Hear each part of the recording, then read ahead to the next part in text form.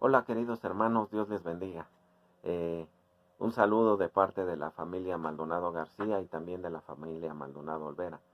Que el Señor sea con ustedes y vamos a comenzar nuestro culto el día de hoy, domingo 25 de abril. Estamos contentos porque sabemos que el Señor está con nosotros, porque hemos alabado al Señor a través de los himnos, a través de la lectura, a través de la oración y pues estamos haciendo este estudio de la carta de los Gálatas y el día de hoy nos corresponde el segundo libro, el segundo capítulo de los Gálatas, capítulo 2, versículo 1 al 14. Seguramente ya lo leyeron, pero quisiera nuevamente leerlo para ustedes. Dice así la carta a los Gálatas. Luego, al cabo de 14 años, subí nuevamente a Jerusalén con Bernabé, llevando conmigo también a Tito. Subí movido por una revelación y les expuse a los notables en privado el evangelio que proclamo entre los gentiles, para ver si corría o había corrido en vano. Pues bien, ni siquiera Tito, que estaba conmigo, con ser griego, fue obligado a circuncidarse, y esto a causa de los intrusos, los falsos hermanos que solapadamente se infiltraron para espiar la libertad que tenemos en Cristo Jesús, con el fin de reducirnos a esclavitud, a quienes ni por un instante cedimos, sometiéndonos a fin de salvaguardar para nosotros la verdad del Evangelio. Y de parte de los que eran tenidos por nobles, no importa lo que fuesen, Dios no mira la condición de los hombres. En todo caso, los notables nada nuevo me impusieron. Antes, al contrario, viendo que había sido confiada la evangelización de los incircuncisos, al igual que a Pedro la de los circuncisos. Pues el que actuó en Pedro para hacer de él un apóstol de los circuncisos, actuó también en mí para hacerme apóstol de los gentiles. Y reconociendo la gracia que me había sido concedida, Santiago, Cefas y Juan, que eran considerados como columnas, nos tendieron la mano en señal de comunión a mí y a Bernabé, para que nosotros fuéramos a los gentiles y ellos a la circuncisión. Solo nos pidieron que nos acordáramos de los pobres, cosa que he procurado cumplir. Mas cuando vino Cefas a Antioquía, me enfrenté con él cara a cara, porque era censurable, pues antes de que llegaran algunos de parte de Santiago, comía en compañía de los gentiles. Pero una vez que llegaron, empezó a evitarlos, a apartarse de ellos por miedo a los de la circuncisión. Los demás judíos disimularon con él, hasta el punto que el mismo Bernabé se vio arrastrado a la simulación. Pero en cuanto vi que no procedían rectamente conforme a la verdad del Evangelio, dije a Cefas en presencia de todos: si tú, siendo judío, vives como gentil y no como judío, ¿cómo fuerzas a los gentiles a judaizarse? Les pido que hagamos una oración antes de comenzar, queridos hermanos. Padre bendito, en el nombre de Jesús, en esta mañana, Señor, te damos gracias por permitirnos allegarnos a tu palabra. Padre, te estoy rogando humildemente que limpies mi boca, que limpies mi ser, que tu Espíritu Santo me llene, Señor, y que podamos, Padre, comprender correctamente lo que tu palabra dice en esta carta a los Gálatas, lo que nos quieres enseñar, Señor, a través de ella. Ayúdanos a entenderlo, Señor, y que tu Espíritu Santo hable a través de tu siervo, Señor. En tus manos estoy, Padre bendito, y te ruego tu bendición, pero también tu unción. En el nombre glorioso de Jesús. Amén. Bueno, hermanos, en el día de hoy llegamos a la segunda división de esta sección personal de Pablo, que se encuentra en su carta a los Gálatas. Vimos en nuestro estudio anterior la experiencia que Pablo tuvo en Arabia. Vimos ahí el origen del Evangelio. El Señor Jesucristo le había comunicado el Evangelio directamente a él. Y surgió una pregunta. ¿Este Evangelio que Pablo predicaba era el mismo que estaba predicando los otros apóstoles y que también habían recibido de los labios del Señor Jesús? Ahí vimos la unidad del Evangelio y la experiencia que Pablo tuvo con los apóstoles en Jerusalén. Veremos la comunicación del Evangelio y que la iglesia de Jerusalén aprobó el Evangelio de Pablo. Leemos el versículo que comienza en el párrafo que se titula La experiencia de Pablo con los apóstoles en Jerusalén. Dice así: después, pasado 14 años, subí otra vez a Jerusalén con Bernabé, llevando conmigo a Tito. Pensamos que fue un golpe magistral de parte del apóstol Pablo al llevar con él a Tito, que era un joven predicador y que no era judío. Creemos que aquí el relato se refiere al primer concilio de Jerusalén, registrado en Hechos capítulo 15. La cuestión que se iba a resolver en ese encuentro era si la persona se salva por la gracia de Dios o si tendrá que colocarse bajo la ley de Moisés. Pablo tenía a Tito como una primera evidencia. Él no había sido circuncidado. ¿Sería obligado a circuncidarse? Este llegaría a ser, por cierto, un asunto muy, muy importante. Usted puede apreciar que los judaizantes estaban activos y ellos estaban diciendo que la iglesia en Jerusalén creía que todos los creyentes en Jesucristo tendrían que estar bajo la autoridad de la ley de Moisés. Pues bien, todos aquellos hombres que formaban ahora parte de la iglesia de Jerusalén, que era una iglesia formada en su totalidad por judíos, ciertamente habían estado bajo la ley. Muchos de ellos todavía iban al templo a adorar. En realidad, el templo tiene que haber sido el lugar de reunión para los cristianos. Así que Pablo y Bernabé fueron ahí para conocer la posición oficial que la iglesia tenía con respecto a la ley y a la gracia. Y continuó diciendo en el versículo 2 de este capítulo 2. Subí debido a una revelación, y para no correr o haber corrido en vano, expuse en privado a los que tenían cierta reputación el evangelio que predico entre los no judíos. Pablo reconocía que si él estaba predicando un evangelio diferente a los otros apóstoles, que los otros apóstoles estaban predicando, entonces había algo que estaba radicalmente mal y equivocado.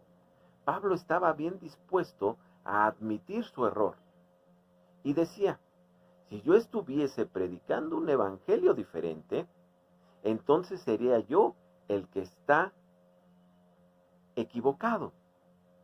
He trabajado en vano. Ciertamente me sentiría desilusionado, dice el apóstol Pablo, por haber estado mal informado. Así que fue a comunicar ese evangelio que él predicaba a los otros apóstoles, y ahí se encontraban. Y de esta visita a Jerusalén dijo en los versículos 3 y 4: pero ni aun Tito, que estaba conmigo, con todo y ser griego, fue obligado a circuncidarse, a pesar de los falsos hermanos que se habían introducido entre nosotros a escondidas para espiar nuestra libertad que tenemos en Cristo Jesús, para reducirnos nuevamente a esclavitud. Había algunos que habían entrado a la iglesia donde Pablo estaba predicando y que se habían presentado en este lugar bajo falsas apariencias. Aparentemente no eran creyentes. Habían venido a este lugar para expiar la libertad que estos creyentes tenían en Cristo. Y encontraron que ese joven predicador, Tito, era griego y Pablo no lo había obligado a que se circuncidara. No escuchó a los falsos hermanos. Si lo hubiera hecho, nos hubiera colocado nuevamente bajo la esclavitud de la ley de Moisés, en vez de disfrutar aquella libertad por la que el Espíritu de Dios nos da esa libertad a través de Cristo.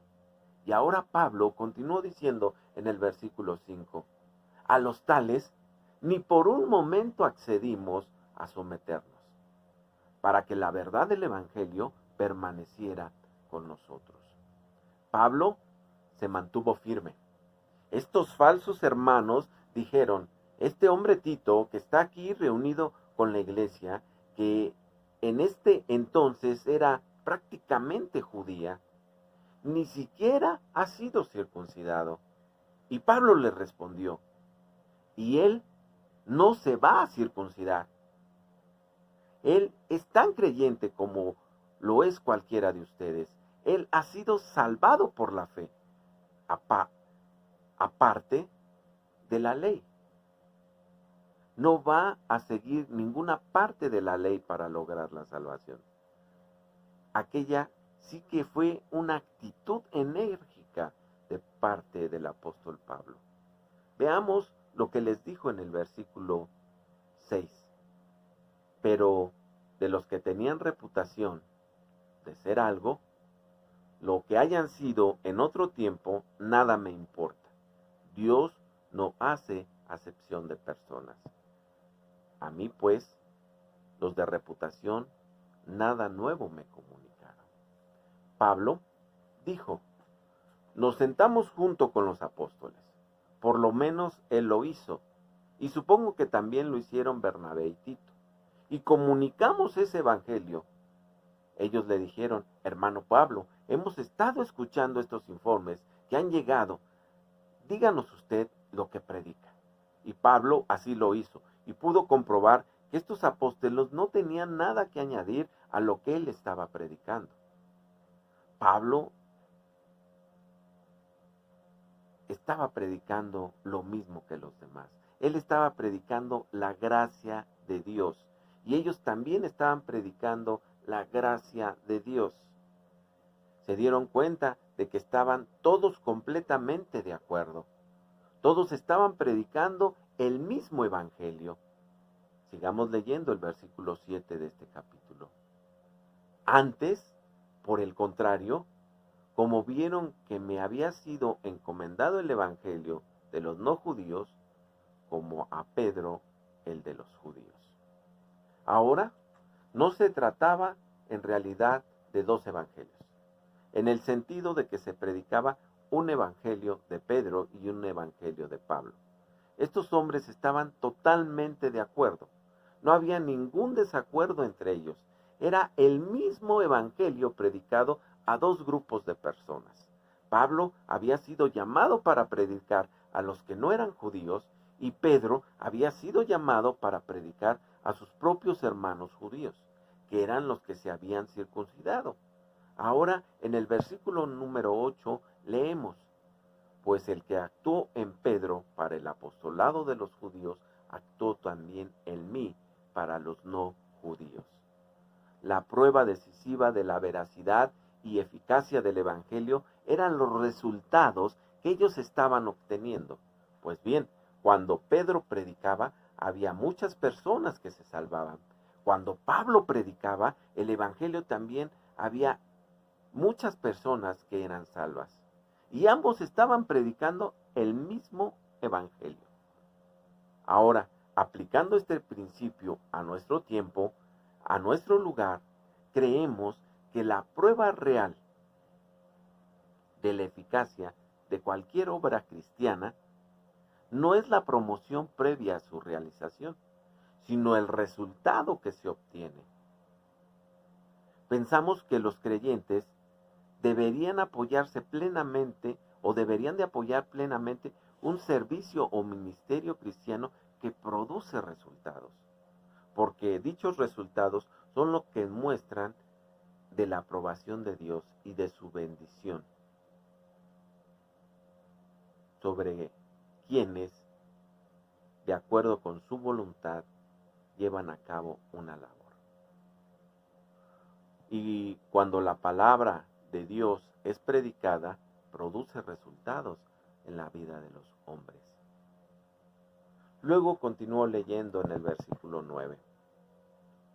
Y reconociendo la gracia que me ha sido dada, Jacobo, Cefas y Juan, que eran considerados como columnas, me dieron a mí y a Bernabé la mano derecha en señal de compañerismo, para que nosotros fuéramos a los judíos y ellos a los no judíos. O sea que los apóstoles aceptaron el apostolado de Pablo. Aquí, la mano derecha de compañerismo proviene de la palabra griega koinonía, que es una de las grandes palabras del Evangelio y la más elevada expresión de una relación personal. Significa compartir las cosas de Cristo. Ahora ellos iban a dirigirse a diferentes grupos, y Pablo y Bernabé se dirigieron a presentar el Evangelio a los no judíos. Y leemos el versículo 10. Solamente nos pidieron que nos acordáramos de los pobres, lo cual también me apresuré a cumplir con diligencia. Pablo regresó más tarde con una ofrenda para los creyentes pobres en Jerusalén, porque esa iglesia había sido perseguida y se encontraba en una triste condición. Como Pablo mismo había conducido esa persecución, entonces él, antes de su conversión lo hizo, quiso traer los donativos para la iglesia de Jerusalén con sus propias manos. Ahora, eso era un servicio social. Lamentablemente, hoy hay cristianos que han descuidado su trabajo en esta área. El apóstol Santiago, en su carta, que es muy práctica, nos dice en el capítulo 2, versículo 15 y 17 al 17. Y si un hermano o una hermana está desnudo y tiene necesidad de mantenimiento de cada día, y alguno de vosotros le dice, id en paz, calentaos y saciaos, pero no le dais las cosas que son necesarias para el cuerpo, ¿de qué aprovecha? Así también la fe, si no tiene obras, está completamente muerta. Los apóstoles de la iglesia en Jerusalén le pidieron al apóstol Pablo y a Bernabé que no olvidasen a los pobres, y Pablo añadió aquí el relato, la cual también me apresuré a cumplir con diligencia. Pasemos ahora a comentar un nuevo párrafo que se relata, la experiencia de Pablo en Antioquía con Pedro. Llegamos ahora a la tercera experiencia. Esta tercera experiencia de Pablo en esta sección, que comenzó con la experiencia en Arabia, con el Señor Jesucristo, y luego continuó con su experiencia ya con los apóstoles en Jerusalén, y entonces llegamos a esta tercera experiencia de Pablo, pero ahora en Antioquía. Lo que ahí sucedió fue de gran importancia. Veamos qué pasó. La iglesia en Antioquía estaba formada en su mayoría por no judíos, aunque en realidad entre sus miembros había una mezcla de judíos y no judíos. Y no vamos a poder comprender en realidad lo que ocurrió a no ser que entendamos cómo funciona la iglesia primitiva. Ellos tenían allí una especie de banquete o de ágape en conexión con la cena del Señor. Pablo tuvo que decir sobre este tema y dijo mucho sobre este tema. Allí en la primera epístola a los Corintios, los primeros creyentes se reunían para una gran comida, para un ágape, antes de celebrar la cena del Señor. Cuando los no judíos se salvaban y se añadían a la iglesia, comenzó a surgir un problema. En la congregación había judíos que nunca habían comido nada que hubiese sido sacrificado a los ídolos. Ahora, los no judíos habían sido idólatras y ellos estaban acostumbrados a comer carne que había sido sacrificada o ofrecida primero a los ídolos. También comían carne de cerdo y de otros animales, designados como impuros por la ley de Moisés. Para ellos estas diferencias no existían porque habían sido criados de esta forma o de esta manera. ¿Qué se podía hacer entonces para evitar que los cristianos judíos no se ofendieran? Pues bien, en Antioquía se prepararon 2 mesas. En una de ellas se colocaban los alimentos preparados según el ritual judío. Y en la otra estaba la comida para los no judíos. Porque él enseñaba que si uno comía carne, bueno, Pablo se sentaba a comer en la mesa con los no judíos, aunque él era judío. Comía en la mesa que era para los no judíos, porque él enseñaba que si uno comía carne o dejaba de comerla, no había ninguna diferencia, porque la carne no le colocaba a uno en una posición favorable a Dios. Así estaban las cosas cuando llegó Simón Pedro a visitar a Pablo en Antioquía. Para Pedro, esta era una nueva experiencia, porque aunque se había convertido a Cristo, nunca había comido nada impuro. Recordemos lo que el apóstol Pedro le dijo al Señor cuando se encontraba en una azotea en Jope, antes de ir a la casa de Cornelio. En esa ocasión tuvo una visión en la que vio el cielo abierto y un lienzo que descendía y se encontraban diferentes clases de animales impuros. En el relato de los Hechos de los Apóstoles, capítulo 10, versículo 13 al 15, leemos: levántate, Pedro, mata y come. Entonces Pedro dijo: Señor, no, porque ninguna cosa común o impura he comido jamás. Volvió la voz a él la segunda vez: lo que Dios limpió, no lo llames tú común. Así que tenemos que recordar que Pedro había sido un creyente por algún tiempo cuando vino a visitar a Pablo en Antioquía, pero aún continuaba siguiendo la dieta de los judíos. Ahora, cuando él llegó a la iglesia de Antioquía, se encontró con estas 2 mesas, una preparada para los no judíos y la otra con los alimentos preparados según el ritual judío. Aquí entonces Pedro, de visita, escuchamos cómo describió el apóstol Pablo la reacción del apóstol Pedro en los versículos 11 y 12 que leemos a continuación. Pero cuando Pedro vino a Antioquía, lo reprendí cara a cara, porque era de condenar, pues antes de que llegara, cuando de parte de Jacobo, comía con los no judíos, pero después que llegaron se retraía y se apartaba, porque tenía miedo de los judíos.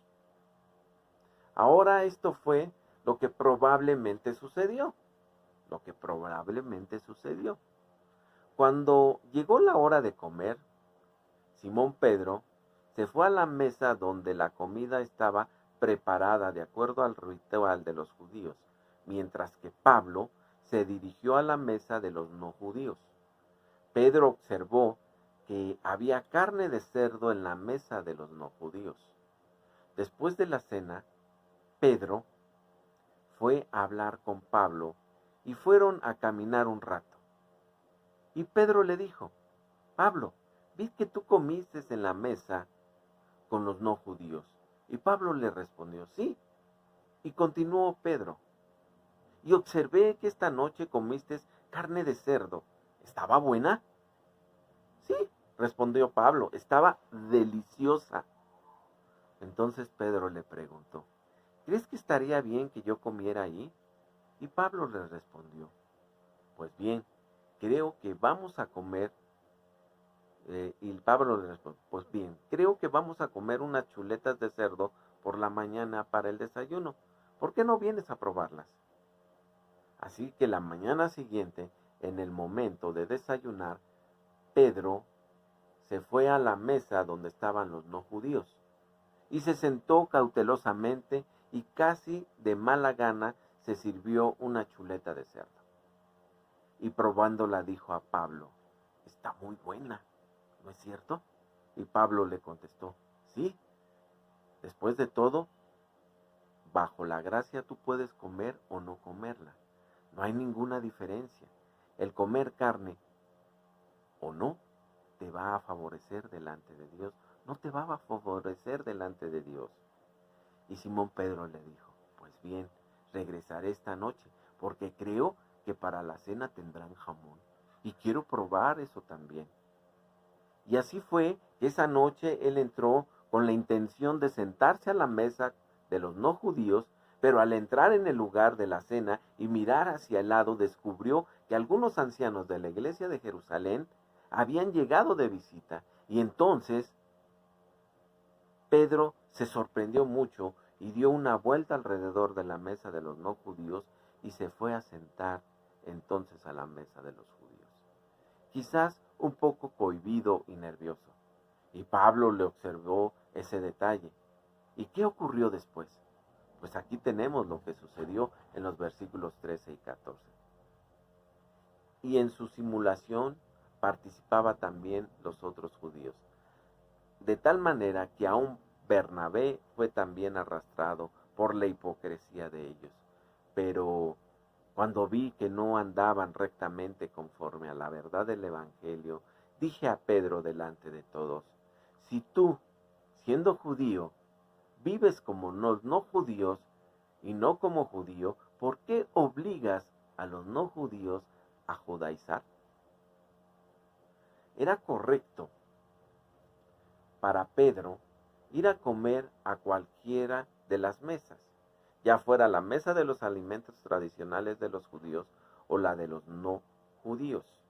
Pero habiendo estado comiendo en la mesa de los no judíos, al regresar a la mesa de los judíos por temor a estos otros hermanos de Jerusalén, estaba mostrando con su actitud que la mesa de los no judíos había algo que estaba mal y que la mesa de los judíos estaba bien. Ahora bien, estos hermanos de Jerusalén eran legalistas y eran severos, y bajo un régimen de la gracia estaban en su derecho. No tenían ninguna objeción a que algunas personas hoy crean que no deben de comer ciertos alimentos. Pero tales personas también darnos a nosotros la libertad de comer lo que preferamos comer. Este era el caso de Simón Pedro. Se apartó de la libertad que tenía en Cristo para retroceder nuevamente al judaísmo. La naturaleza de la reprensión de Pablo nos muestra, en primer lugar, la inconsciencia de guardar la ley. Si era correcto para Simón Pedro vivir como los creyentes no judíos, ¿por qué desearía él que los no judíos vivieran como judíos? Eso es lo que estaba expresando en su conducta cuando dejó la mesa de los no judíos para ir con los judíos. Si la vida de los no judíos viviendo bajo la gracia, aparte de la ley, estaba bien para Pedro, entonces estaba mal esa vida para los mismos no judíos. Si Simón Pedro era libre para vivir sin estar sujeto a la ley, ¿no era legítimo que los no judíos hicieran lo mismo? Ahí vemos un tanto la hipocresía. Porque a veces queremos hacer cosas que según nos enseña la palabra de Dios. Y algunos hermanos que no, hermano, es malo comer carne. Lo que entra en nuestro cuerpo se va a la letrina. Pero lo que sale del corazón, de lo que está lleno el corazón, es lo que habla nuestra boca, querido hermano. El comer o el no comer no tiene nada que ver.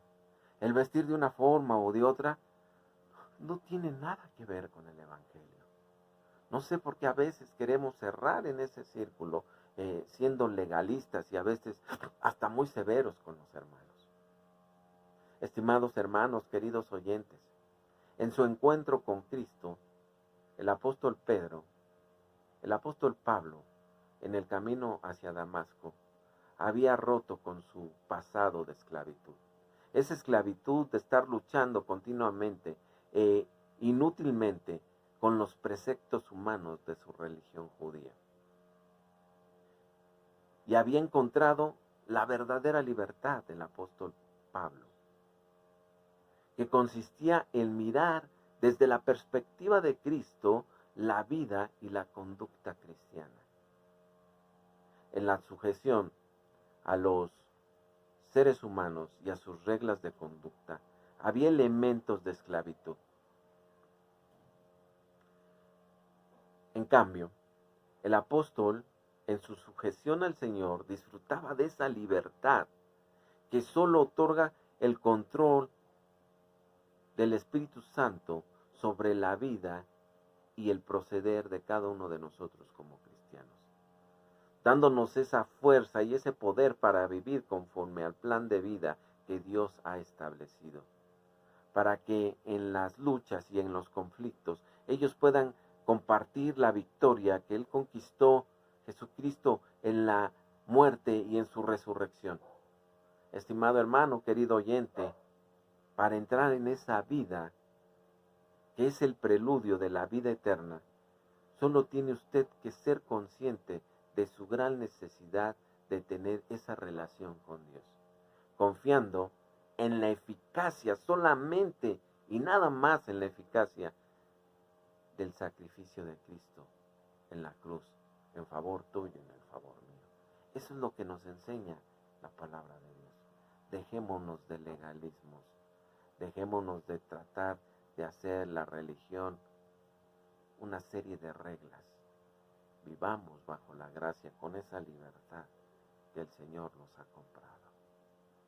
No con rituales, no con cosas que el ser humano ha establecido, sino conforme a la gracia de Dios. Él hizo todo por ti y por mí. Que el Señor te bendiga y nos vemos de hoy en ocho. Hasta pronto, querido hermano.